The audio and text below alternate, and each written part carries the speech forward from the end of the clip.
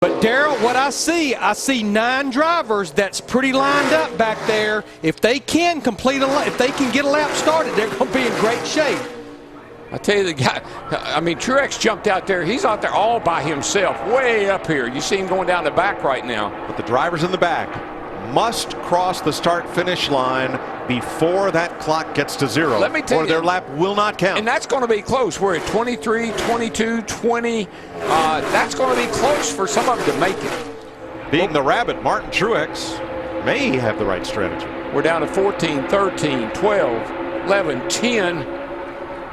9, it's going to be close 8, at the back. 7, 6, 5, 4, 3, 2. Time is expired. They made it. So this will be the money lap. This will count.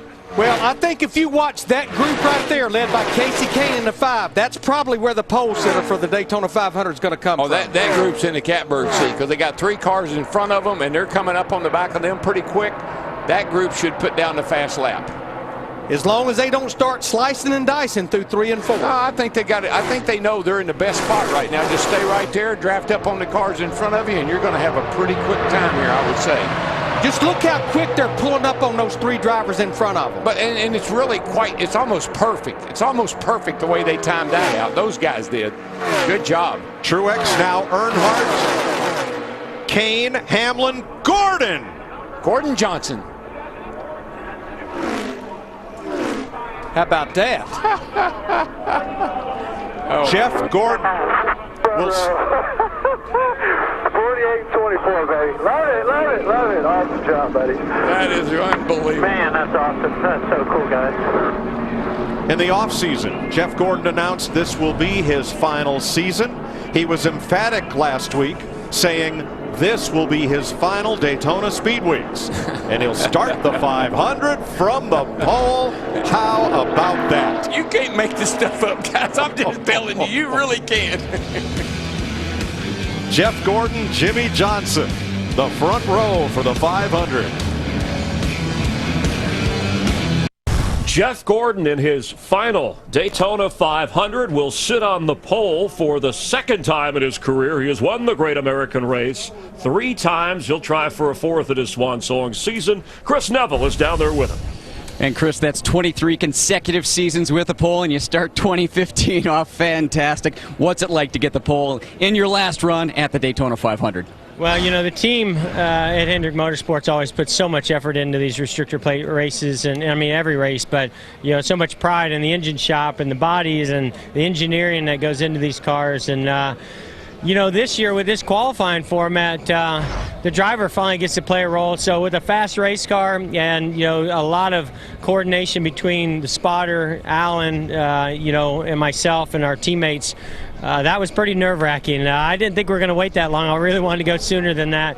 But that just feels very gratifying, you know, just as a total team effort to be able to pull that off, to have a 1-2 for Hendrick Motorsports on the front row. And whew, that feels good. That's awesome. You know, this is one of the most gratifying polls here at Daytona that I've ever had. I mean, not just because, you know, my final Daytona 500, but because that, you know, you got to try to plan it out and you got to try to, you know, play that chess match, and we played it really, really well. I went to go off pit road pretty hard. I knew I had Jimmy behind me, and I saw the 20 and the 11 check it up, and I said, no, I want to be behind them, and it worked out perfect. I thought Jimmy was going to get it, and right there, you know, on that last lap, I got a little bit of a surge and sucked up to those guys. I thought this might be enough, and you know you wanted to be in the back, and that's part of the waiting game. And Talladega bit us here at won the pole for the Daytona 500. Awesome job to my team, everybody back at Hendrick Motorsports. Rick Hendrick, hey buddy, this is pretty awesome to be able to pull this off today. We'll go celebrate. Congratulations, guys. Woo! Jamie?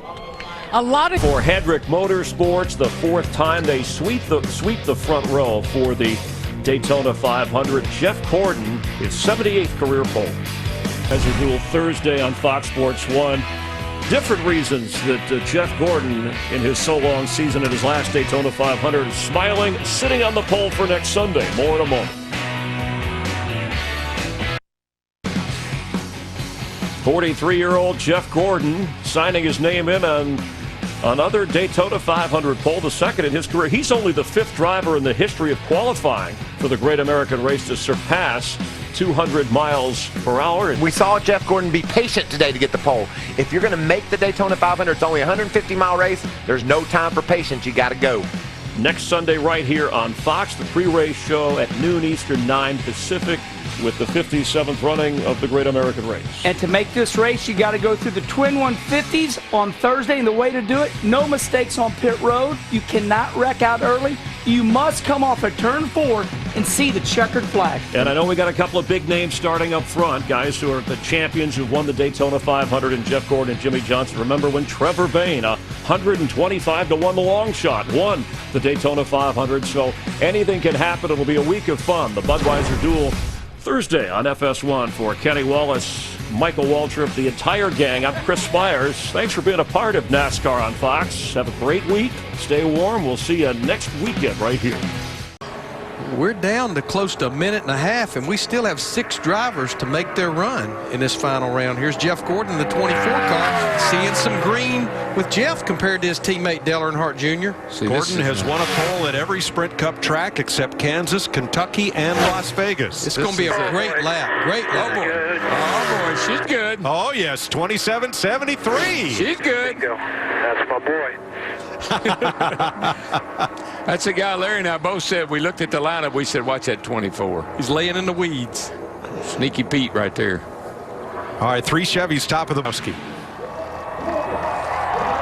How about, I mean, what a season this is starting off as for Jeff Gordon. 2 poles, 2 out of the 3 races. The man been on the pole. Only got 2 left. Yeah, I don't. You know, if that's best you can do, I think I'd retire. You know, Why? That's what I'm saying. Right. I've said that all along. Why? That is Jeff Gordon's 79th pole. First at Las Vegas. He has now won the pole in 3 of the last 4 Sprint Cup races. I'm telling you. Did you see the speed limit signs around the racetrack here? They all say speed limit, and there's a yellow slanted 24. Kind of just part of this track's tribute to Jeff Gordon. Well, the speed limit today was about 196 miles an hour. Jeff Gordon and Joey Logano, who at age 7 said, I want to grow up to be Jeff Gordon's worst nightmare. And they're your front row. The man that won the pole for the Daytona 500 and the man that won the Daytona 500. How about that? Matt Yoakum. And Jeff Gordon keyed the mic, and you said that was going to be tough to beat. That was a pretty stout lap. Well, I didn't come off the throttle much, if any. I mean, I know I had to maybe blip it just the tiniest bit, but you know, the lap before in the second session, I was a little conservative, and the car just stuck so good. And I thought, you know, when I heard some of the lap times that were up there, I knew that we're going to go get the pole. You got to be fully committed and just go for it. So I drove it down into 1, and I mean, I may have come off of it a tiny bit, but it wasn't much at all, and it stuck so good. I was like, okay, do I run wide open through 3 and 4? And I don't know. It was real close. There's a lot of wide open throttle there. That was fun. What an awesome 3M Chevrolet. You know, what a turnaround from last week. So, you know, I'm just so proud of this team and keeping their heads up. And last week was a tough one, and this is a great way to start our weekend here in Las Vegas. This team has certainly stepped it up in the qualifying area. His first pole here at Las Vegas. Chris? Jeff just laid down a super fast lap. I didn't really know how I can go much faster than that. So congrats to those guys. Thanks, Chris. Okay, here's the deal. Jeff Gordon gets to go 196 miles an hour. Everybody else, 24. Thank you, Jeff. How about that?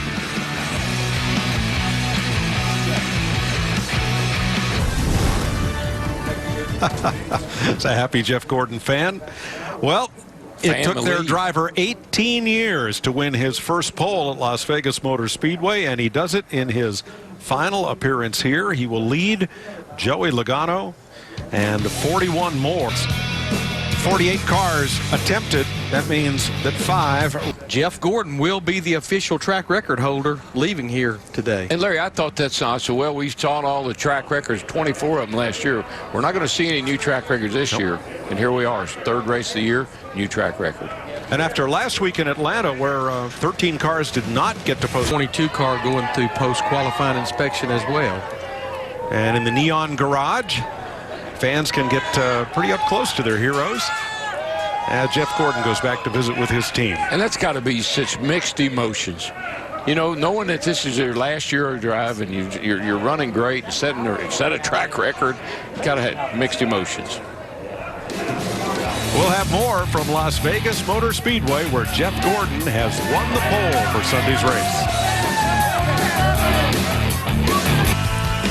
3 things you need to know about Sprint Cup qualifying. It took 18 years, but Jeff Gordon finally got a pole in Las Vegas. Joey Logano, second straight year. He will start from the front row. Hendrick Chevrolets take 3 of the first 4 positions. There's the Stratosphere Pole Trophy. We've had 3 qualifying sessions this year. Jeff Gordon has won the pole for 2 of them. Does this sound like a driver who is even thinking about retirement? No, like I said, Mike, got to have real mixed emotions. Got to be having.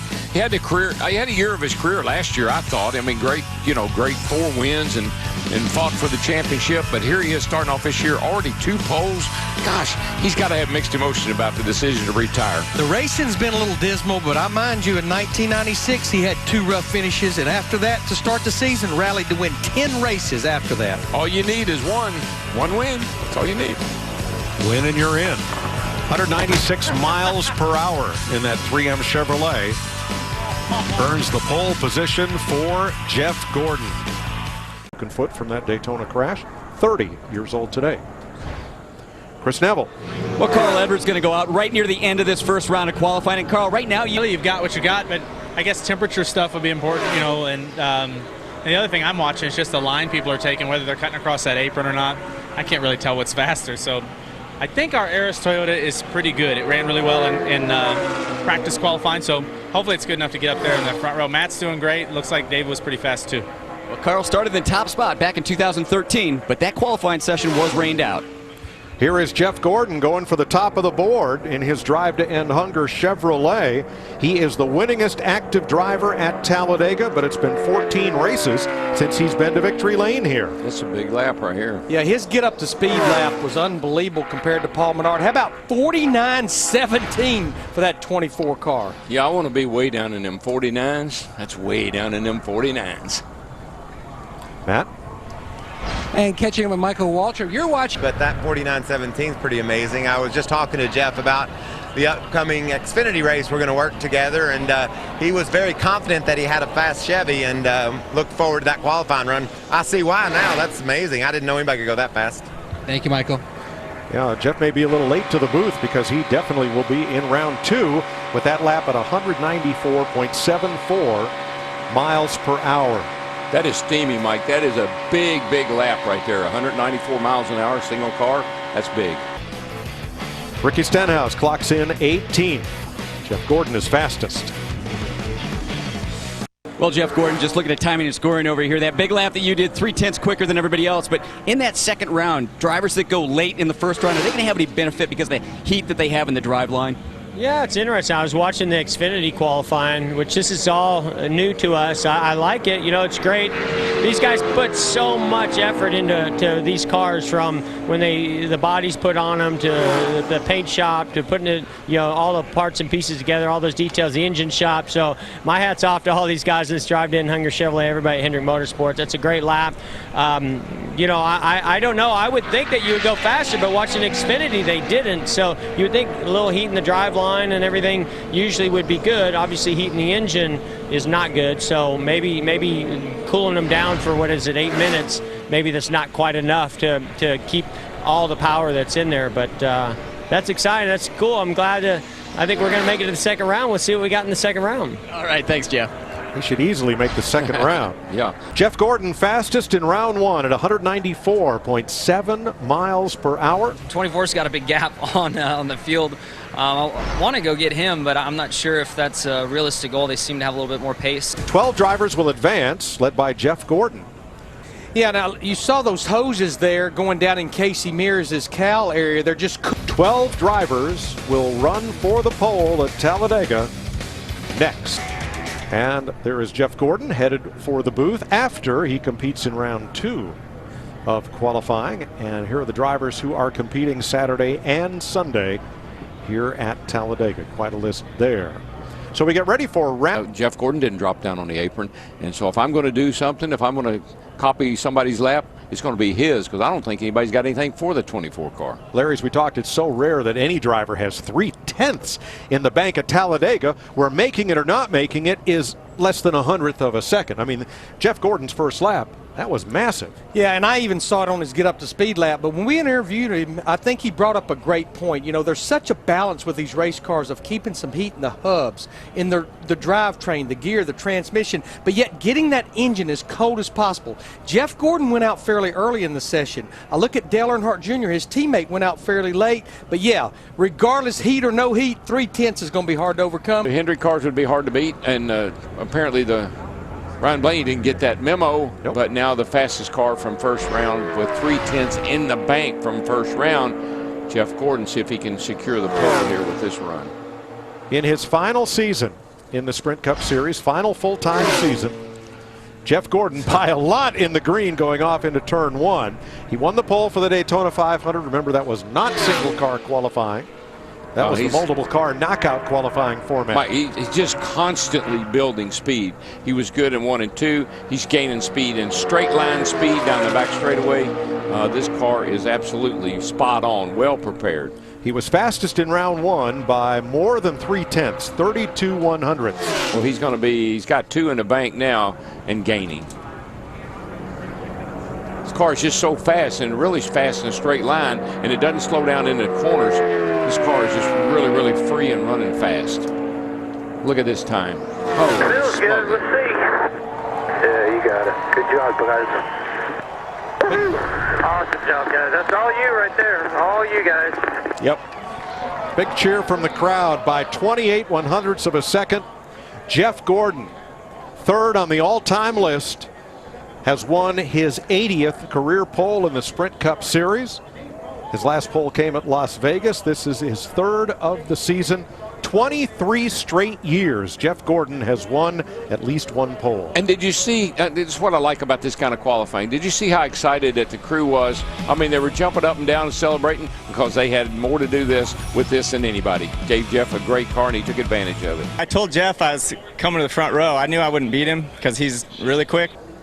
Jeff Gordon on that coast down lap to come into the garage area, and then he will change from Superman to Clark Kent and come up in the broadcast booth, where he will tell us all about his pole winning run. Who failed to qualify, Jeff Gordon has won the Coors Light pole for tomorrow's Geico 500. It's a slick piece right there, buddy. With almost 3/10 of a second in the bank, that is all but unheard of. Great performance by Jeff Gordon. A NASCAR Sprint Cup Series season is by no means a sprint. It's a season that spans from February to November. A test of mind, body, and machine. To make it through just one, you have to be tough as nails. The term Ironman in NASCAR signifies longevity, perseverance, and dedication. It's a testament to the driver with the most consecutive starts in NASCAR Sprint Cup Series history. Only a select few have received this distinction in over 60 years. Jeff Gordon's first clash with the term Ironman was in 1996 with the Iceman, Terry Labonte. The man they called the Iceman, with eyes and nerves of steel, has a new nickname. Call him the Iron Man. On April 14, 1996, Texas Terry Labonte took over the coveted title with his 513th consecutive start. That afternoon, he would go on to capture the win, ironically, just ahead of his teammate, Jeff Gordon. Off of corner number 4, and Terry Labonte wins the first Union 400. The Kellogg's Cornflakes crew celebrates Terry's performance. During his streak, Labonte would compile 2 championships and 21 victories, but an injury ended it at 655 starts in 2000. With Labonte sidelined, the door opened for a new Ironman chase, one that would involve one of the toughest guys in the sport, Ricky Rudd. Rudd was the definition of tough. In 1984, he was in a horrific wreck at Daytona. He competed in the Daytona 500 with his eyelids taped open. And the next week at Richmond, he won. All of Rudd's 23 NASCAR Sprint Cup Series wins would come during his streak. But at the end of 2005, the Ironman would hang up the helmet and end his streak at 788 consecutive starts. It would take another 10 years before anyone would get within reaching distance of Rudd's mark. But it wasn't just any driver. Jeff Gordon started his career in 1992. His first race was the last race for the king, Richard Petty. The main thing that separates Gordon from his predecessors is the simple fact that his streak spans the entirety of his career. A career that has seen 4 U.S. presidents, logged over 294,000 miles, enough to get to the moon, and earned 92 wins and 4 championships. 2015 marks Jeff Gordon's final full-time season in the NASCAR Sprint Cup Series, and fittingly, he sets a bar seemingly unattainable for many.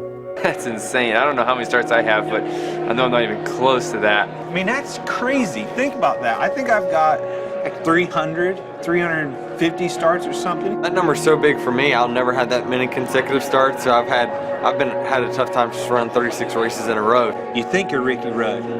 You probably don't think of Jeff Gordon, but nonetheless, he's fixing to show you that he's every bit as tough as Ricky ever was. When the green flag drops at New Hampshire Motor Speedway, Jeff Gordon will get his 789th consecutive start, taking sole possession of the Ironman title from Ricky Rudd. A record that will mathematically take 6 years to surpass. Martin Truex Jr., after going below the double yellow lines through the tri-oval, his time disallowed. He's currently 28th. He'll end up being his time disallowed, so he'll be the 43rd in this qualifying session. So right now we have 2 Hendrick cars, first and second. Then we have 3 Fords, third, fourth, fifth. Let's see if Jeff Gordon can run as fast as Johnson Earnhardt Jr. and get himself up into the front. Because again, Jeff Gordon is not locked in by any means. He has to have a good finish on Sunday.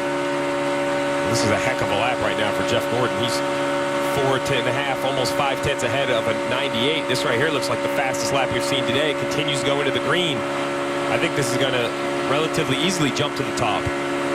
We're about to find out. Big lap for Jeff Gordon in his final Talladega race. And he does go to the top. And listen to the roar of the crowd that's here. Oh, that's 194. There's that 194-mile-an-hour lap. 194.255 miles an hour. 49.296 the lap that Jeff Gordon just posted. And he was only 7 points ahead of that cut line. And again, that's 7 positions. If Jeff Gordon wants to advance into round 3, he has to stay above that cut line. Martin Truex Jr.'s time disallowed. Fastest in the first round. Jeff Gordon, all smiles at Talladega. Jeff Gordon, the fastest in round 1. Let's hear from him. He's with Mike. And Rick, while Jeff Gordon was turning that lap, I was with his teammate Casey Kane, who practically jumped out of his shoes when he saw the lap time you put up. What was it like for you behind the wheel? Yeah, I mean, these guys have just done such an amazing job with their 3M Chevrolet. All year long, restrictor plate qualifying has gone extremely well. Our cars have been really fast, and you got to obviously give a lot of credit throughout the whole organization, the Hendrick engines, everybody in the body shop, and everybody on this 24 team for just working so hard, the details. But yeah, it's awesome to see Casey right there. We were 1-2, I think, the last time we were here, so it's so close. I mean, you really, literally, normally it's like, okay, don't worry about the line and hitting your marks and your ship points, to the exact, but in order to beat him, we're going to have to. Yeah, he's not going to let up here in round 2. What's it going to take to duplicate that performance and keep it at the top? Well, and this is where the work of the team continues. They're managing temperatures, running the right amount of tape, and just trying to make sure that we do every single thing right to get a little bit more speed out of the car this next time out. And again, then I've just got to go out and hit my shift points and run a nice smooth line. Jeff Gordon attempting to add yet another bullet point to his illustrious resume, looking for another pole here at Talladega. Dave? And Mike, I talked 14 one-thousandths of a second faster than Jimmy Johnson. That's how close it is, and that's amazing to me. They're going 2.66 miles, and 14 one-thousandths of a second separate the top two right now. And this looks like a great lap for Jeff Gordon, building already. Already in the green, continuing to trend the right direction. You mentioned earlier this year, it was 0.3 of a second that he was faster than his teammate. He's working on that now. I mean, right now he's a solid 10th. Right to the middle of the corner, he's going to be a 1/10 of a second faster and still has, half the racetrack to go. Much like Hendrick Motorsports, Jeff Gordon still hasn't found that elusive win of this year, his final year in Sprint Cup competition. A pole here, all of these tracks are sweet to go back to, but this right here, what a dominating run right here for the 24. Yes, it is. The last race at Talladega Superspeedway. And all the 24 fans on their feet celebrating. Jeff Gordon wins the pole again. The only Superspeedway pole that Jeff Gordon didn't win in 2015 was rained out. Good job there, fellas. Great job today. That's what all the drivers and teams are afraid of. Here's Jeff Gordon. What the lap he just laid down, that was 0.2 faster than second. That's really, really quick. Everybody's looking and saying, how did they do that? How did they beat us that bad? This is the same thing that happened in the spring. They finished 31st. So that is what Talladega is all about. You have to find a way to miss the wreck. They got in a last lap wreck and finished 31st. So all these guys, to me, Jeff Gordon needs a good run, no question. Kenseth, Earnhardt Jr., they all have the track position they wanted. Can they manage a race and make it work out for them? That's what I'm ready to see. 4 Hendrick cars, 2 need to advance, 2 are already out of the chase. Can they work together? Can the teammates work together to try to get the 24 and the 88 through to round 2? Will teammates work as teammates in the race tomorrow? We're going to hear from the drivers when we come back.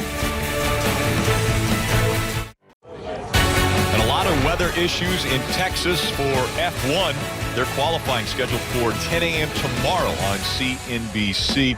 And, of course, the race. But the winner of the pole, Jeff Gordon. What an impressive run for him once again. Dave?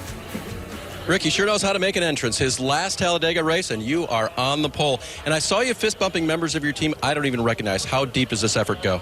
It's very deep. These guys work extremely hard. I know everybody does for these restrictor plate tracks, but to be able to get the results like that, and they've been doing it all year long on these tracks, and that's just a complete credit to all the details. They come from the top down. Alan, he really does a phenomenal job at every track, but especially these tracks with these cars. But Hendrick engines, Hendrick chassis, everybody at Hendrick Motorsports, and 1, 2, 3, and 5. It's an awesome day for Hendrick Motorsports. And Jeff's 5th Talladega pole comes at a great time. It's a need-to-win situation, Rick. We're going below the WO lines. His time disallowed, so he will start 43rd. We're going to preview tomorrow's point, and it might or might not be in your own hands as far as if you're going to get up there. The field set for tomorrow. Coming up next, it's Off the Grid, Talladega. Inside look at this great superspeedway.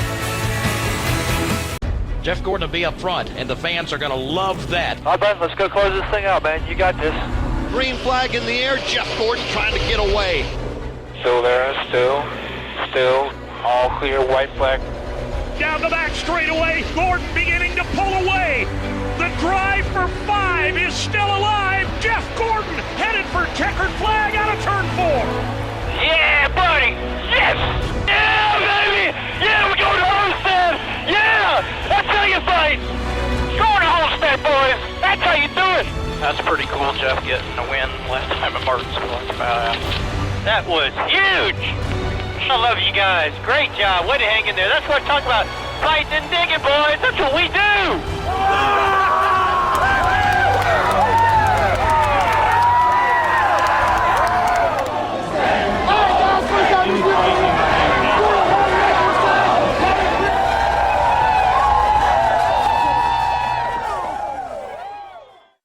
Disaster for Kurt Busch and Brad Keselowski gifted fan favorite Jeff Gordon a front row seat for the restart.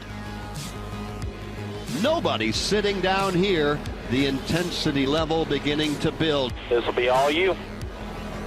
Joey Logano trying to get away from Jeff Gordon. Gordon trying to hang with him on the outside of the racetrack, but that's going to be a tall order indeed. Logano to the lead. Gordon slides down into second.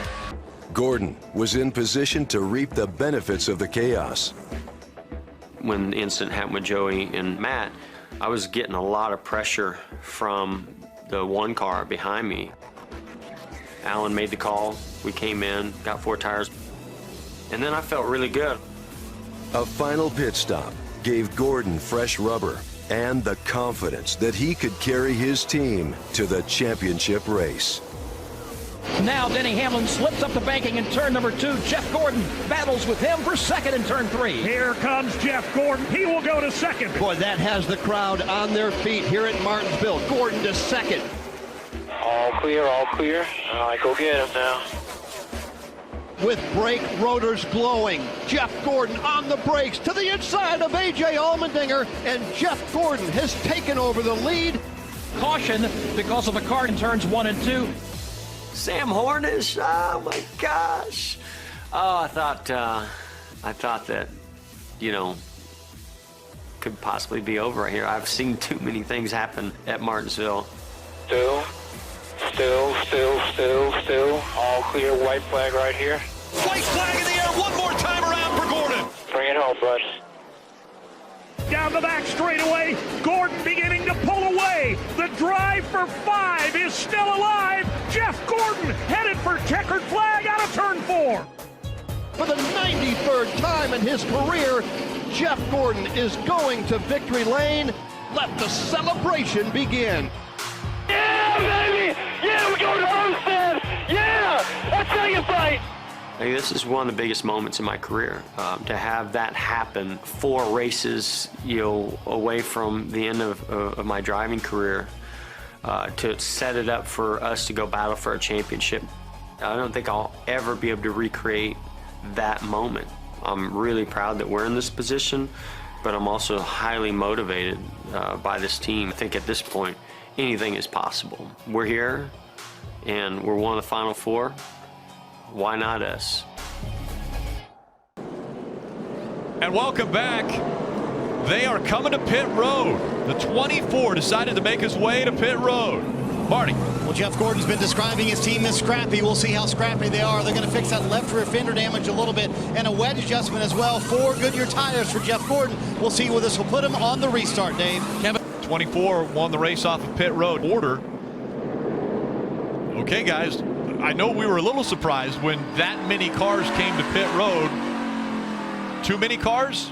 I'm shocked. I thought that Jeff Gordon with 16 laps on his tires would have to stay out and keep track position. A.J. Allmendinger decided to stay out with Denny Hamlin. I'm surprised. I truly am surprised. I thought you would have split of the field, maybe 6, 8, 10 cars. Luckily for the 24, most of them pitted. There'll only be 2 cars in front of them. But A.J. Allmendinger only has 10 laps on his tires, Denny Hamlin 15. I think the new tires for Jeff Gordon will be a huge advantage. I think he'll absolutely overtake the 2 in front of him. I think Denny Hamlin's bet was more than 1 car would stay out behind him. Yeah, I think Denny and his team are very surprised more didn't stay out. I'm surprised that 4 didn't stay out. He had pitted after all these guys. There's several guys I thought would stay. Kyle Larson, too fast, exiting pit road. Marty. And guys, the thought process for Jeff Gordon and his team, Alan Gustafson just radioed to Jeff Gordon. We're going to have 42 laps to go, or 41 to go when we take the green. Those 4 fresh tires are going to pay dividends. And remember, Gordon has been very good on the long run. They want that fresh rubber, but they want this thing to go green until the end. Might have to go green. Just to stay light. Stay light. I was going to say, it's getting dark here at Martinsville. Again, no lights here at the half mile. And the pace car with lights is making its way off of the track. Now, 2 cars that stayed out. Denny Hamlin, A.J. Allmendinger. How long can they hold off guys who came to pit road and got tires? We're about to find out. Out of turn 4. Green flag back in the air.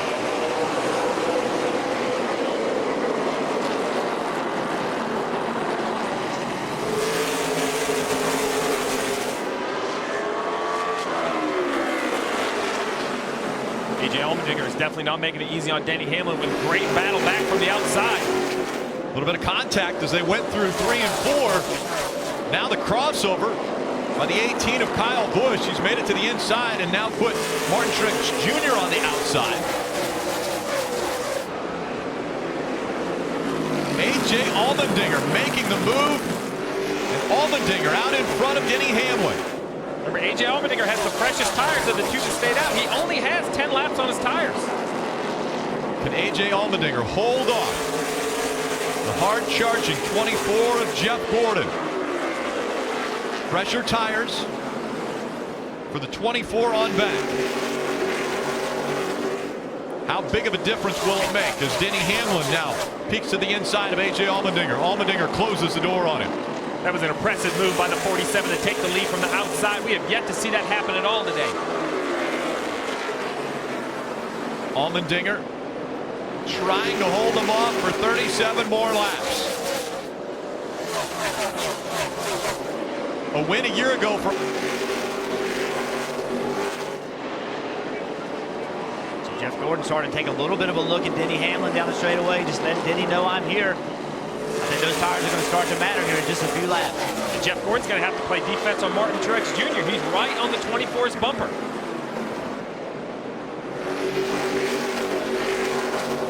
.35 laps to go for A.J. Allmendinger. Again, the sunset here in Martinsville for just after 5:30. And he's got a good run right here. He's going to take a look, see if A.J. gives it to him. If it goes green, I think it's advantage Jeff Gordon. Absolutely, 33 to go. We might only have 15 laps of green flag racing. We've seen that before here. When they stack up, everyone is battling for these points. One spin, that costs 2, 3, 5 laps of yellow. That's just eliminating more opportunities for the 24 and the 78 to use those new tires. Will anybody make their way onto pit road? It doesn't look like they will. A little bit. Allmendinger on the inside, Hamlin on the outside. The final 30 laps coming up from Martinsville. Great start by Allmendinger. Kind of checked everybody up, then got going. Like the 24 was ready to run on him. Allmendinger did a great job. Can he hang on to that top spot? Denny Hamlin fighting on the outside. Allmendinger was able to take the lead on the outside from Denny Hamlin. Will Hamlin try the same move? Martin Truex Jr. jumps in behind the 24. Hamlin not able to get in front of the 47. Now he slides back to second. No, but the fact that Hamlin got to second and not Jeff Gordon is huge for A.J. Allmendinger.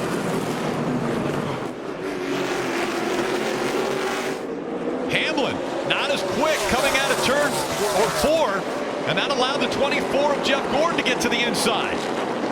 Now he moves up the track. Jeff Gordon's going to take second away from Hamlin.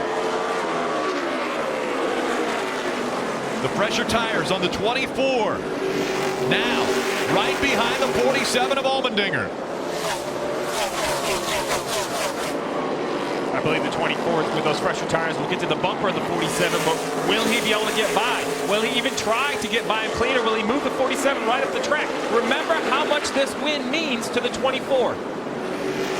Win and you advance if you're a chase driver. Marty. And Rick, remember this, in this race last year, Jeff Gordon finished second, had the rough race at Texas, went to Phoenix and finished second, but didn't make it to the round of 4 at Homestead. You see a battle further back with Kyle Busch and Denny Hamlin. Jeff Gordon remembers that race and felt like maybe he could have been a little more aggressive with Dale Earnhardt Jr. and your car last year. He doesn't want to finish second today, Steve. He wants that 9th grandfather clock. Kelly?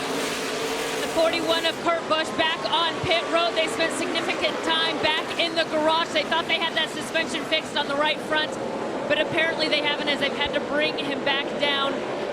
And this is going to be a poor points day for Kurt. Absolutely. Quite a few chasers that are having tough days today. I think this will work out for A.J. Allmendinger. He's going to need a caution right now. Trapped from 24 of Jeff Gordon on the outside on the restart. That's what he's going to need. You can see Jeff Gordon cut into the lead. Much fresher tires, faster race car on top of that. So Allmendinger's time is limited. And with 23 to go, I don't believe he can hold the 24 off, because I don't think the 24 is going to show any patience. As soon as he gets to the bumper of the 47, I think he's got to muscle by. We'll see how accurate that is. He's to the bumper. The rotor's already glowing on the 24, braking hard. The 24 has working for him. There's no pressure from behind, so he doesn't have to push the issue right now as he makes the moves. Here goes Jeff Gordon. Gordon leading at Martinsville. He did not have to make contact. He was able just to easily pass Allmendinger. He didn't want to make contact. He didn't want to cause a potential issue for himself. So without McMurray putting pressure on Jeff Gordon, it enabled Jeff Gordon just to take his time, methodically make the pass. And even as bad as A.J. Allmendinger wants to win a race, what a classy move. In all the weeks of retaliation, we've seen cars push on one another. He knew the 24 was faster, the 24 got a run, and the 47 allowed him to race for the win. Jeff Gordon coming into this race, everyone pointed to Martinsville as his best opportunity to make sure he made it into the championship 4 at season's end. And now Gordon leading with under 20 laps to go at Martinsville. Marty. And Rick, how about the move a moment ago for Alan Gustafson to bring Jeff Gordon to pit road? 2 of the last 3 stops for this 2014, they had trouble on pit road. Once with the right front, once with the right rear. And remember what Jeff Gordon said pre-race too, we must have a clean day on pit road. They haven't had that, but Gustafson still believed in his crew, brought him down pit road, and they won that last race off pit road. Steve, sometimes you got to say, guys, you got to deliver for me, and just trust that your guys will do it. Absolutely, Marty. That's the team that got you here. Everyone makes mistakes. You have to just keep digging, keep trying at it. If the 24 felt like they needed to get tires, they had to put it into the pit crew's hands to do the best job they could. Now earlier when A.J. Allmendinger was out front, both of you said he needs a caution because he wants to trap Jeff Gordon on the outside line. Now Jeff Gordon doesn't want a caution because Jeff has not notoriously been known for having great restarts. Hey, let's make this clear. This race isn't over for Jamie McMurray. I mean, we're talking about giving Jeff Gordon this win. Jamie McMurray is about to... But out front, 16 laps to go. Jeff Gordon in his final season, his final Martinsville start. He's won here 8 times before. He's tied with his teammate, Jimmy Johnson. He could break that tie if he's able to hold on for less than 15 laps. But the gap is closing between he and Jamie McMurray. It's just never been this dark here really at Martinsville before you can really see those front rotors glow on all the lead cars. Most wins at Martinsville. Jeff Gordon tied for 3rd. Jamie McMurray ran the fastest lap on the racetrack that lap. Trevor Bayne in the 6th. You saw sparks flying from out underneath his car. He was able to get off the track. We stay green. Jeff Gordon now 13 laps to go at Martinsville. Jamie McMurray trying to close the gap. It's 0.6 of a second that separate the 2 cars. Go win this thing, Jamie. You're the best car. What will Jamie do when he gets to the back bumper of the 24? This is enough. And it continues to get darker. The reason you can't tell, our cameras have shaders on them. They've opened them up wide so they get as much light in there as possible. But it is getting dark in Martinsville. You go with the line, spin at the line. Jamie behind pushing really hard. He's got to be careful not to try to push too hard. He can't afford a mistake with only 10 laps left. If you push too hard in one little slip, that could be the difference. The last time getting into turn 3, got in really deep, wasn't able to keep the car on the bottom. The gap is closed. Gordon trying to hold off Jamie McMurray. They're under 10 laps to go. McMurray trying a little higher line through 3 and 4. So Denny Hamlin used that same line early in the race. Try not to be on the race on the bottom of the corner until leaving the corner, enables you to have a good straight exit. 47 of A.J. Allmendinger just moments ago got into the wall. After leading at the restarts, Allmendinger trying to hang on to that car for the final laps. McMurray still trying to close the gap between he and Jeff Gordon, but now a slower car in between them. J.J. Yaley in the 26. He moves out of line, allows McMurray to take the curb. But now Jeff Gordon has some lap cars. He has the 83 and the 2 side by side getting into turn 1. And around they go in front of him, and the caution will come out. If you're Jeff Gordon, this is a no-win situation. If you come to pit road, people stay out. If you don't come to pit road, they'll dive onto pit road to get those tires. I think Jeff Gordon and his team, they have to stay out. They just have to hope not too many people come behind, because as you said, if he pits, it's easy to make that decision. You have to hope that Jamin McMurray, that Earnhardt Jr., that Truex, that Hamlin, none of those guys pit, so that they, even with fresher tires, they can't get to you. I just don't think the 24 can pit right here. A reminder, a week ago, it was, you heard it, just heard him, staying out. A week ago, it was one attempt at a green-white checker. If we get to that, less than 3 laps, we will have 3 attempts at a green-white checker finish at Martinsville. But will we have enough light? That's the question. It's hard to see the cars on the track now. As I mentioned before, even be running. Yeah. Guess who said that, right? That was Jeff Gordon. Hey, listen, it is dark. It's not too dark to be running, though. NASCAR can still start this race. It is without a doubt dark, and it's getting to the point. Too many restarts, and it will be an issue, but it's okay right now. Jeff Gordon trying to win his 9th Martinsville race. That gives you a good perspective of how dark it really is. As we show a wider angle, how bright the lights are. That's really puts in perspective how dark it is. Marty. And guys, I can tell you, I've been here for a few late model races that have finished in much darker conditions than this, so I think the light is fine, although Jeff Gordon thinks that it is too dark to be out here right now. Alan Gustafson asked him, it's going to be a green-white checker, do you have enough? Jeff said, do I really have a choice? But I'm just way tighter than I expected to be right now. This restart, Rick, will be a lot of fun to watch because McMurray is hungry. Absolutely. I think the bigger story isn't McMurray on the outside, but Jeff Gordon has the 88 of Dale Earnhardt Jr. behind him on the inside. What kind of odds? You see the 22, Joey Logano, return to the race. We saw the 47 clear the 11 from the outside starting position. Does Jamin McMurray have that? And what kind of incident is the 88 going to have behind him? What kind of play does he have? Is he going to be able to take the 24 3 wide into 1? Let's listen in on the 24 radio. A little pep talk. Just focus out front. Get you that restart. Let's get this thing done, man. This is you right here. This is what we wanted. You're the man to do it. When it comes to drivers at Martinsville, there are very few that you would count on in this situation. And one of those is Jeff Gordon. Might not be the best at restarts, but at Martinsville, he has been able to find a way to win multiple times. He's got the advantage of the inside lane, so as long as he leaves cleanly, he should be in good shape. The key right here, though, you got to remember, these are old tires, a lot of debris on the tires. We haven't had many restarts with this many laps on the tires. They haven't experienced this before today. They're going to have wheel spin taken off, and they're not going to have grip when they get into turn 1. The scheduled distance, 500 laps. This will be a regular attempt at the restart, not a green-white checker.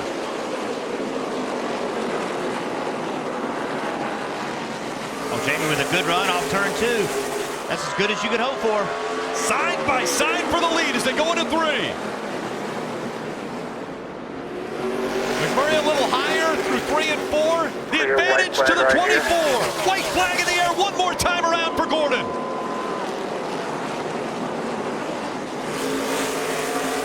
Jeff Gordon looking for a storybook ending to the 2015 season.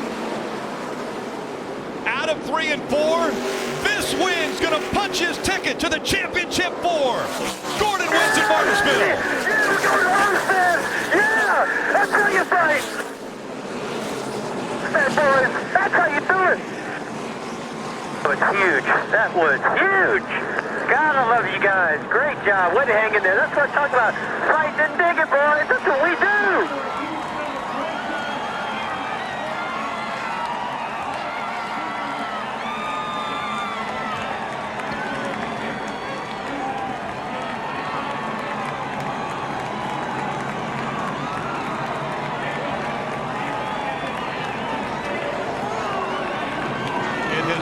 Boisterous crowd. Burn that baby down! Burn that baby down! And I believe this crowd got what they wanted tonight.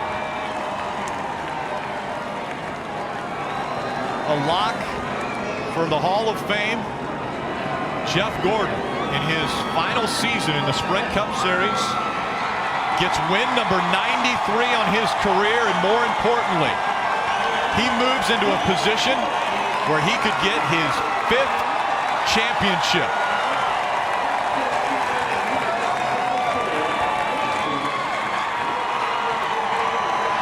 Sunoco continues to fuel victories. And Jeff Gordon might be celebrating as much as we've ever seen.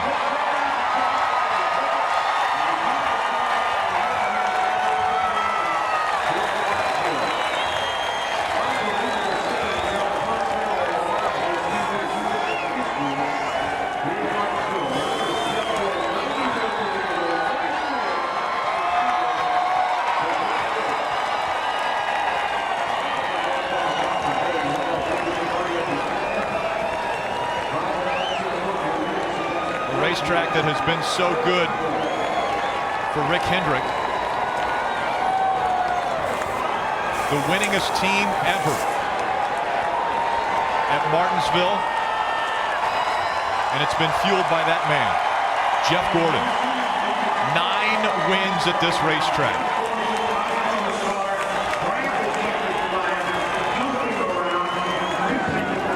Jimmy Johnson smiles and hugs.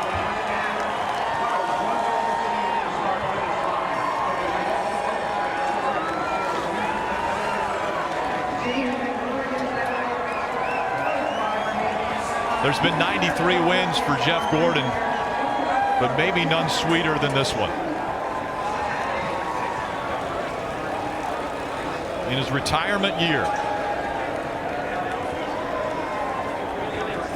in the round of 8,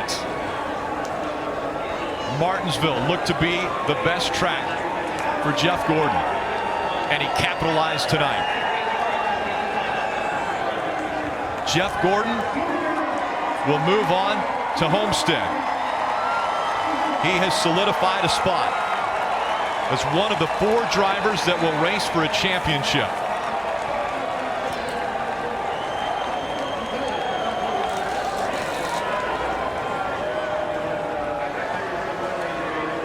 The clock presentation and victory lane celebration is coming up next. Jeff Gordon wins at Martinsville.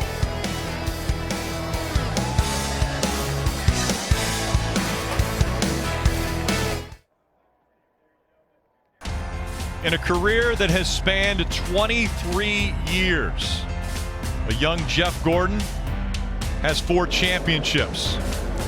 If he wants a 5th, he would have to win or point his way in to that championship 4 at season's end. He just won at Martinsville. Now let's go to Victory Lane and Marty Snyder. I have been around for a lot of Jeff Gordon celebrations, a lot of these Victory Lane interviews, but I have never seen you celebrate like that. Yeah! We're going to Homestead! Most meaningful win of your career, Jeff? It was a joke. I'm coming back next year. I'm just You're going to unretire now? No way, man. This is the sweetest, most amazing feeling. I'm so proud of this team. You want to talk about home back emotions? Right now, man, wow, we're going to Homestead, and I can't believe it. What an incredible battle that was. Hell, we just stuck with it all day long, and I was just trying to protect those rear tires. And man, it just all fell in our lap. Obviously, the incident with the 22 and a couple of those other guys. You know, certainly. Comes Ella with a big hug for Daddy. Very nice.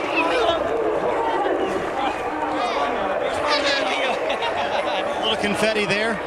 Oh my God. There's Mama and there's Leo.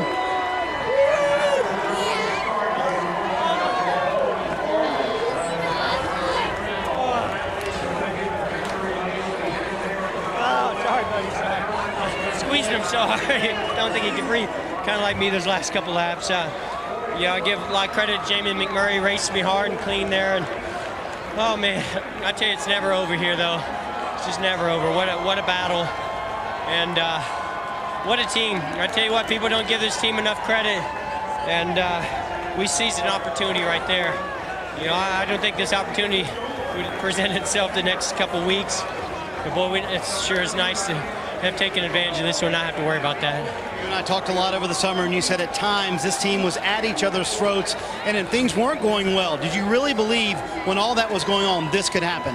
Well, I believe that when we went through those moments and we came through it, and we're still talking to one another, and we're still smiling and communicating and trying to be better, that I knew that if we could get into this position, we could do something special. And man, this has turned into a fairy tale year.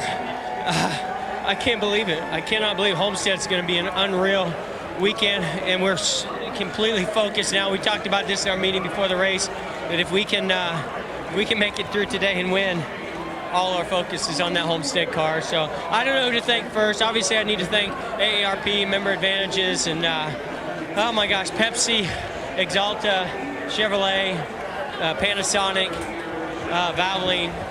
Gosh, I know I'm missing somebody, but I'm just overwhelmed right now. But most of all, just thanks to this team. Rick, thank you, buddy, for believing in me and let me make this my last year. And now we're going to Homestead. Woo! Hey, real quick, I know you said you're holding back the emotions, but when the kids walk up, does that make it more meaningful that you can celebrate in your final year a win? Oh my gosh, yes. It means so much to have them here. There's nothing sweeter than going to work. At least I kind of call it work, but and to have them and Ingrid here to experience these moments. I mean, that's what life's all about, and that's what I realized after being in the series for 23 years. It's these moments when you're sharing it with the people that work hard and the people that you care about the most. There's no greater feeling than that. On the work side, maybe best of all, your final year, you're going to get to battle for a championship at Homestead. Just like we did today, we're going to grind it out. We're going to give them something to think about. First, we're going to improve our race car a little bit for Homestead, but don't count us out. We proved that this entire chase, and we certainly proved that today. And this team is fired up. We got some momentum now. Tell me on Friday, our team is scrappy. Well, now this scrappy little team that Jeff Gordon has led will race for a championship in his final season. Rick.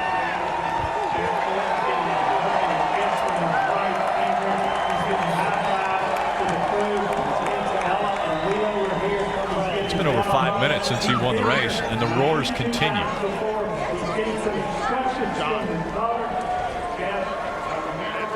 And a mob scene at Victory Lane. Are you surprised? A guy who has won 93 times, and this one right here might be the biggest celebration we've ever seen out of him. Well, it just seems only fitting. You know, he announced this was going to be his last year. He's been so competitive for so many years of his career. To be winless to this point, but to continue through the chase as him and Alan Gustafson and this team has done. And then we talked about it. This was his shot. This was his best shot. He's always been a master of this place, coming in here with so many wins. It just seemed to fall his way, and then when the opportunity presented itself, they went out and earned it for the rest of the day today. Yeah, I think the fact that it hasn't been easy for this team, that makes this much more rewarding, because you had to fight, you had to struggle, but you came through it, and when the opportunity presented itself, you did execute. And now we don't see people that are retiring. We rarely see them go out on the top. He has a real opportunity now to truly go out on top and leave as a champion. Remember, at Homestead, the way the chase format is set up, 4 drivers, all with an equal opportunity to win the title, and it's the one who finishes the best is the champion. And Alan and Jeff have won at Homestead before together, so it's definitely not out of the realm that they could go win that race in a few weeks. Take a look at the unofficial results. Jeff Gordon gets the win and now advances into the championship Ford. One of them has already locked up a spot. We've seen the points shuffle that much in just green-white checkers. Today was no different. I think anyone other than Jeff Gordon still needs to think a win is their best shot. And things couldn't have been crazier than what we saw here at Martinsville. To break it all down, we go to Krista, Kyle, and DJ.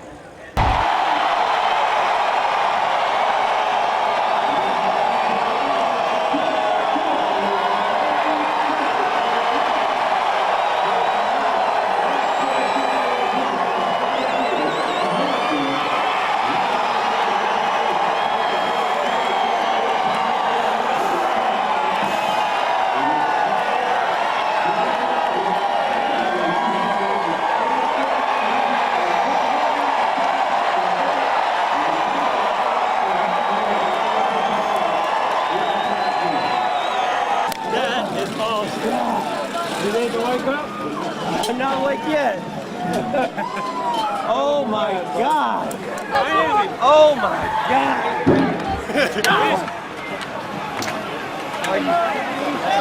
Man! God damn, boy! Woo! Man! That was the most awesome thing.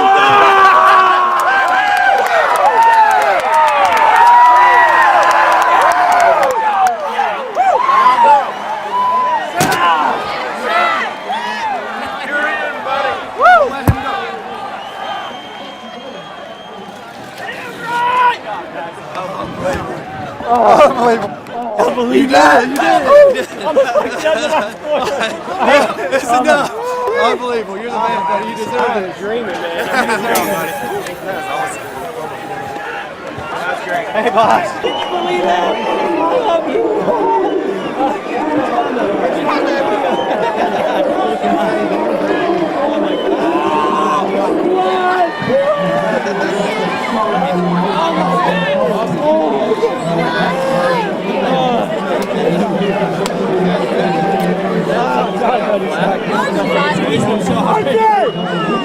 It's only one that matters. Thank you, buddy. Great job, dude. I'm so proud of you.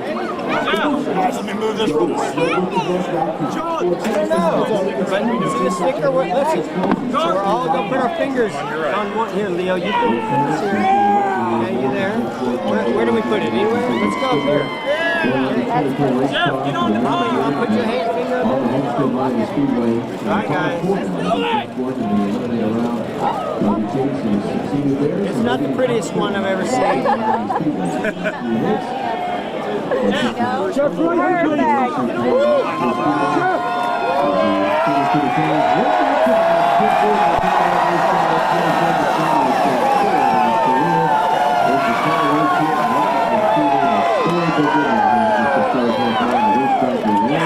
Sorry, Leo.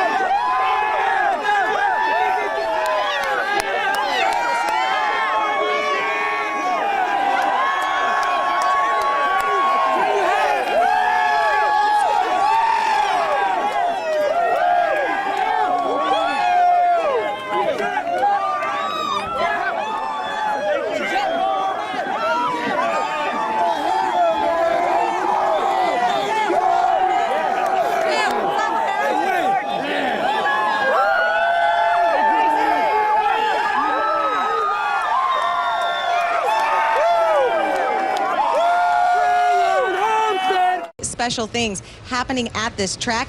And Rutledge, I understand you got to witness one a few moments ago. I sure did, Krista. A really special thing happened. The 24 team decided to get a picture with everybody that they could, past and present, that's been a part of Jeff Gordon's great racing, since obviously this is going to be his last weekend racing here. We're talking everybody from Booty Barker, Chad Knaus, Alan Gustafson. There's so many guys down here in this garage that have been a part of his amazing legacy. And keep in mind, this is just a portion of it. I mean, guys like our own Steve Letarte, who's getting ready for qualifying, couldn't be there. Tons of other guys on other teams who couldn't get over there. And then think about all of the Rainbow Warriors over the years who are doing completely different jobs now all across this U.S. that meant something to Jeff Gordon. And then when they finished the picture, he turned back to him and he said, guys, thank you for all the hard work, all the sweat over the years. This is amazing. A really cool thing just took place here in the garage. And I know Steve wished he could have been up there too, but he's going to be with us in qualifying just a few minutes, Krista. Really cool thing to see. That is neat. Like you said, yeah, the coolest part was, I think, seeing Jeff turn and sort of talk to everyone, all of those team members, present and past. Yeah, amazing. You saw Budweiser uniforms. You saw Caterpillar uniforms. You saw the Andy Graves that runs the Toyota program down there. You saw so many people have come through the Hendrick organization and have worked with him. Yeah, we've talked all week about the respect that Jeff Gordon has got from his peers and the other drivers. It's the same way with these crew members that had the opportunity to work with this legend. I know. I'm really Yeah, we're going to Homestead. I'll tell you, buddy. Down to this Championship race. Kevin Harvick, Jeff Gordon, veterans, former champions. Jeff Gordon didn't make a qualifying run in practice, but the 88 and the 48 did. They ran all qualifying trim. Could they share information for Jeff Gordon to try to find him some speed? Same situation for the 18 of Kyle Busch. I didn't see any qualifying runs in practice. Will they be able to adapt now that the lights are... Mind game that could be played by one of these four teams if you go out and, say, win the pole or qualify in front of one of the other teams? Well, I don't know that you say mind games because this is results. I mean, this early to a good qualifying run. When it comes to performing all weekend long, it has to start with qualifying. That's what we're going to see here shortly. 3 rounds of qualifying coming up from Miami. We'll hear. Let's go trackside to a 4-time champion with Marty Snyder. We will chat with Jeff Gordon, who's had a busy day today and practice earlier on. But every time I've been around you, there's been people everywhere. How much of today has been, socializing with friends and working as well? I'm having the time of my life. So, I mean, I don't know. I've really just been enjoying every moment. Yeah, we've got some longtime friends I grew up racing with that are here that I've been hanging out with, spending some time with. It's been amazing. And our Exalted Chevrolet is really, really good, too. I know we didn't show it at practice. We took off there, and there's a bunch of traffic. So we didn't get a really good fast lap. Then we went to swap over for qualifying trim. It started raining. So don't know exactly what we've got here, but car feels solid, feels good. Our teammates give us some good information. They did make some qualifying runs, so we'll certainly find out here real quick in this first round what we do have. I was going to ask you how much concern is there, just 30th fastest in practice? I mean, I'm not concerned about that. I don't pay that much attention to that. Had I had a clean lap and was 30th, then I'd have been feeling, because I know how these guys have been working on this car, and I know how fast it is, and I would have known it was on me, not on them. But the second run we went out, I thought we had some really good speed in the car, and I was anxious to see what we had for qualifying trim, especially with what we did last year here. Before you climb in, such a cool moment moments ago, taking a picture with all your former crew members except one, Steve, who's in the booth and busy. But how cool was that to see all those old faces once again? Well, Steve, I mean, he's, up there getting powder and somebody's doing his hair. He didn't have time. But no, that was awesome. That was so cool for me and for Rick Hendry to have all these crew members that are still in this garage area, and we're there in this 24 car at some point in their career. Very cool moment. Let me show you a cool thing, too, that Jeff noticed. I'll have my cameraman Bradley back up and tilt down a little bit. Look what stall they're in. 24 for qualifying. Why not, right? The 24 car in stall 24 as he rolls off for qualifying. Dave Burns? On everything that took place last week, Dale Earnhardt Jr. did get his third.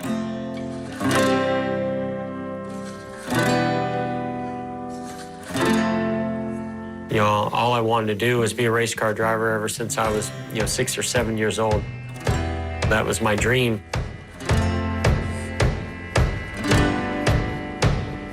I'm speechless, man. I mean, this is the greatest day of my life.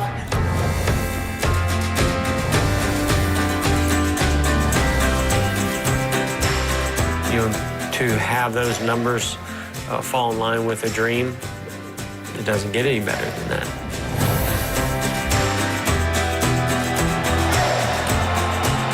Man, this is turning into a fairy tale year. I can't believe it.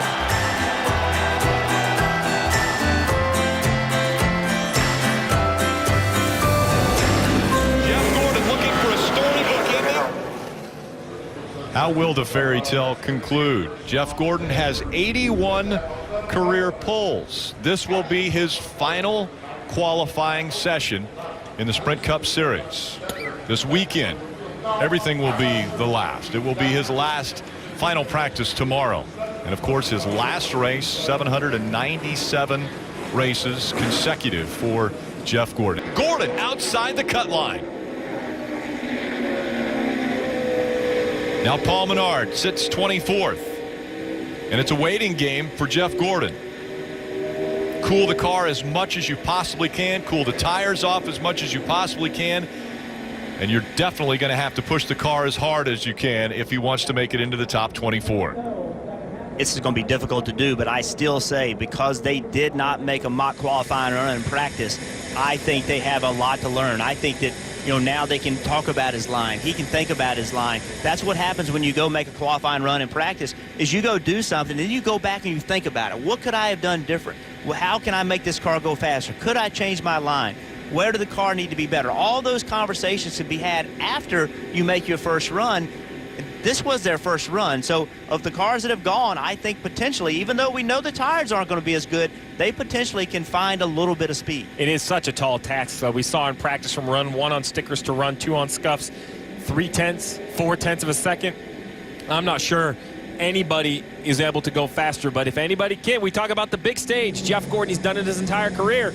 Well, it started quickly this weekend in Miami here in qualifying. I know this team wanted to be in the top 24.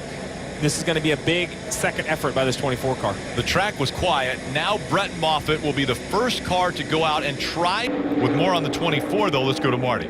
Well, Rick, Jeff mentioned a moment ago they were going to watch some video. They sent that video to Jeff Gordon in the car. He had his monitor right in front of him.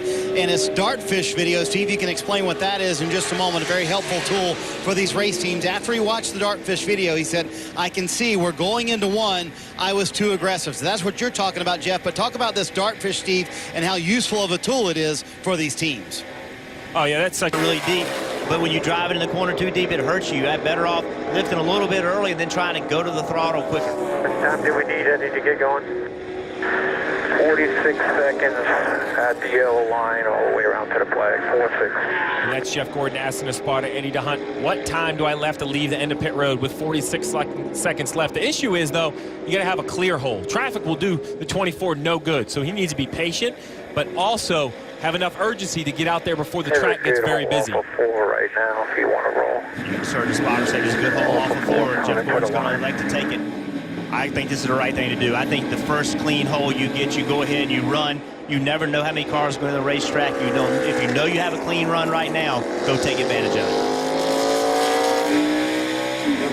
Jeff Gordon needs a little more than 2/100ths of a second of an improvement. The 3 Championship 4 competitors that are ahead of him. Kevin Harvick, he's fastest. Ryan Truex Jr., 10th quickest. Kyle Busch, 14th quickest.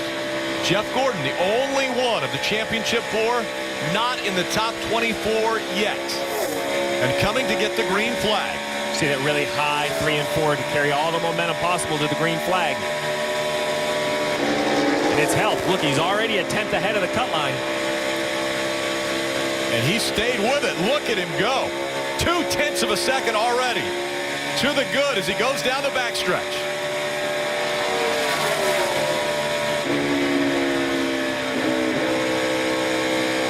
Back into the gas early through 3 and 4. And Jeff Gordon moves into the top 24 with that run. 17th quickest for Gordon. Good job, Russ. Screw it down, but you can. What a huge pickup for this 24 car. It looked just like you mentioned, Jeff, that perhaps he just learned enough from the first run. We talk about not making that run in practice. That was a major pickup for this 24 team. That's a great job by Jeff, by the team, by everybody, taking all the information available to you, learning from it and applying it and going out and executing. And what's the difficulty in that is now that they've moved themselves into the top 24. That's great news. Bad news is you have an extra lap on your tires compared to everybody else that most likely is going to be in the top 24. So you are immediately disadvantaged going into the next round. Jeff Gordon, the only driver with more than 1 lap in the top 24. Ty Dillon is on the bubble. Paul Menard went back out and is running in the green as we have just Jeff Gordon. Both are able to run their way up into the top 24. They will be running in round 2. We'll hear from some of the drivers when we come back.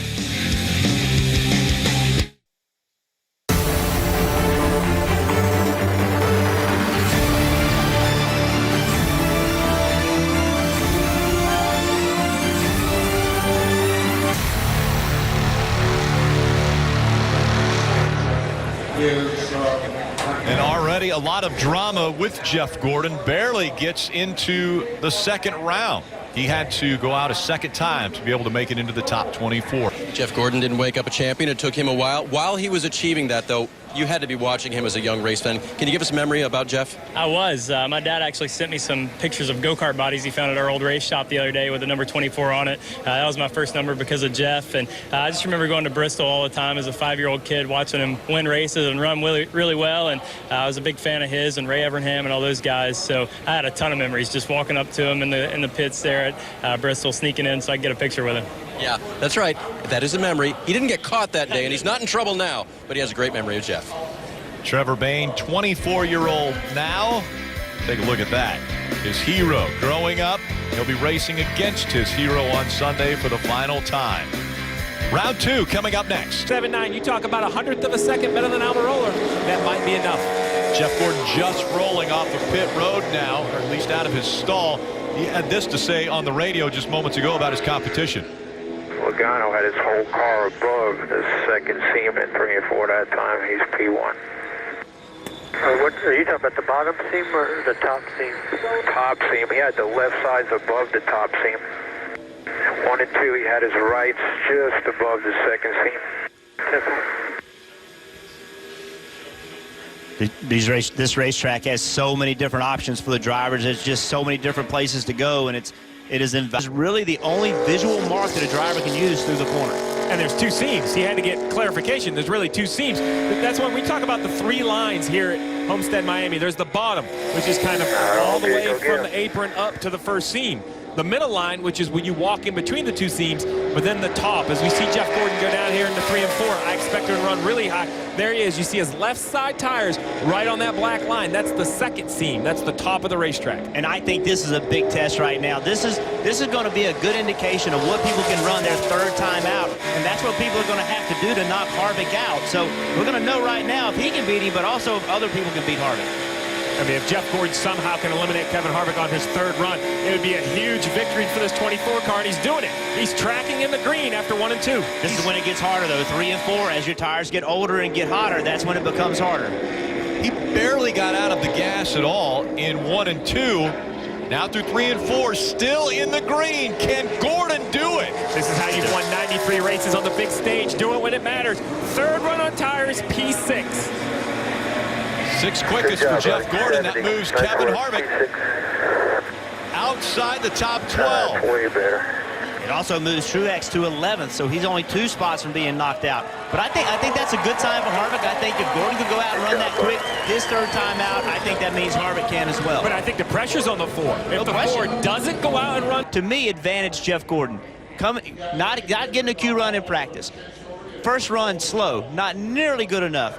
Next run, better. Next run, better yet. I think emotionally, advantage goes to the 24 car. I take the advantage all the way to Kyle Busch because I think Jeff Gordon, while a tremendous job to continue to advance on those old tires, I think the song's coming to an end. He's going to end up the back half of the top 12. That extra run is going to catch up with him.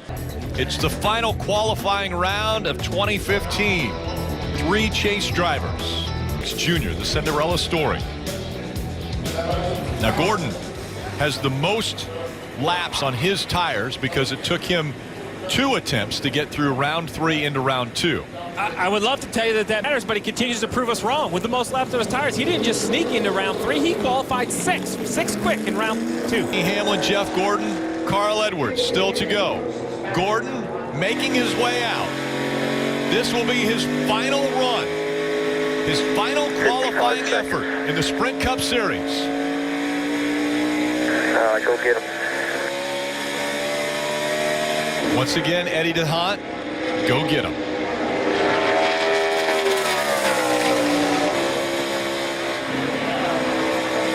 Very high line coming to get the green flag again. That's just to keep the RPMs up on the engine, keep the car freed up, carry as much speed as possible, get to the start-finish line. Did a good job. Denny Hamlin in the green, Gordon in the red.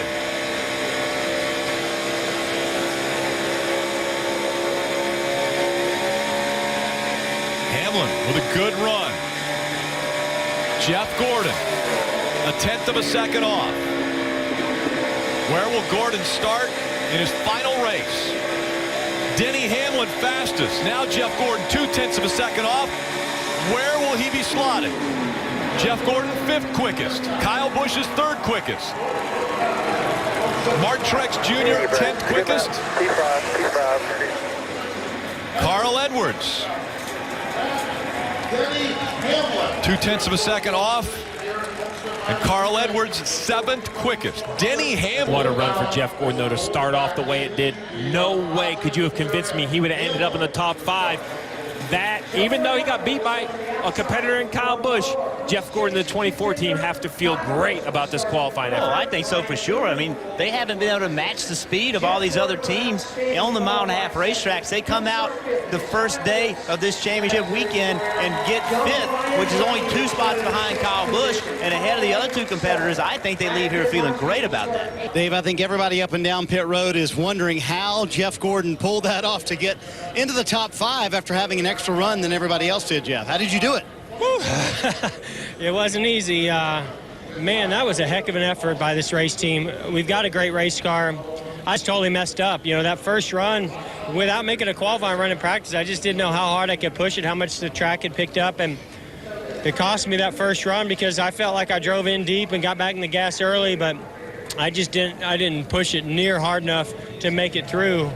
And I hate we had to put that extra lap on the tires because I really believe we might have had a shot at this thing. I don't know if I could have run what Joey ran there, but or the 11, but man, top 5, are you kidding me? That's awesome. I'm really proud of that. But in retrospect, the extra run in round 1 might have been the biggest of the day. Did you think you could pick up a 10th and a half after you just run moments ago? You know, I wasn't sure. I mean, I was, you know, looking at everything and trying to figure out where I lost time. I felt like the balance of the car was good. I felt like the grip was good. I just obviously felt like, you know, I didn't, you know, push it hard enough and wasn't aggressive enough with it. So I said, well, I'm not going to leave anything on the table this time. And, you know, then we made that run, and the car was a little bit tight, but I was more aggressive, and I got through 1 and 2 good, and that's what kind of saved the lap or saved us to get to round 2.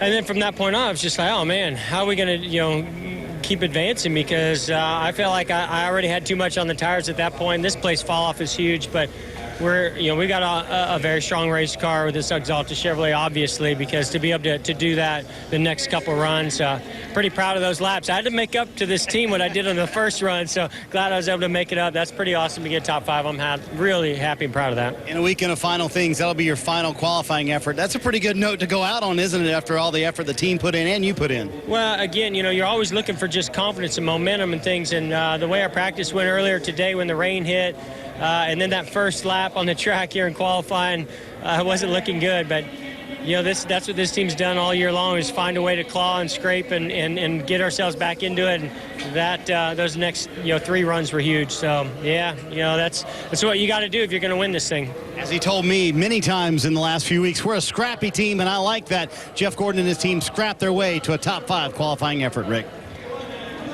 He did, Marty, and smiles by Jeff Gordon. And how about that? The fist pump. We did it. A top 5 finish for Jeff Gordon. Side. Busch on the outside, Edwards on the inside. Green flag back in the air.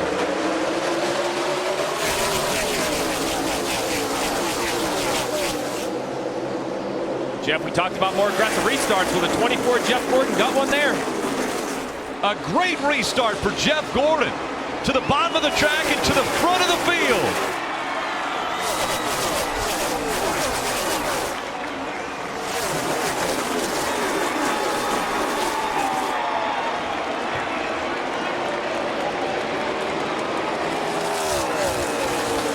Amazing. You can hear the near 60,000 people over the roar of 43 engines, but you could hear it there when Jeff Gordon took the lead.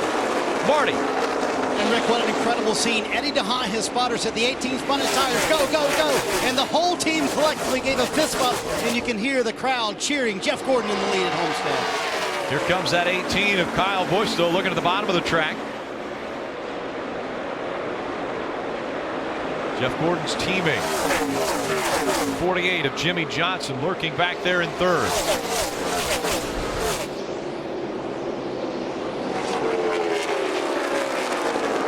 The phrase "run where they are not" is what these drivers are going to try to do. If Jeff Gordon goes high, Person following him is going to go low. If Jeff Gordon goes low, who's ever chasing him is going to go high. A little bit slower for the 18 as the 48 has a lot of momentum. And now